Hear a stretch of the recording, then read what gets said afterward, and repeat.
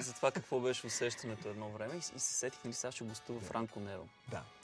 И понеже това е класика, спагети уестърн, помниш ли как са озвучени спагети уестърните? Те бяха озвучени и след излизане от киното ние трябваше да пресъздадем това. И това така ми се е запечатало, как излизаме от филма. И как всеки един от нас има различен звук за изстрел. За изстрел, точно. Нали, малко ми е неудобно. Какъв беше твоя изстрел? Моя беше...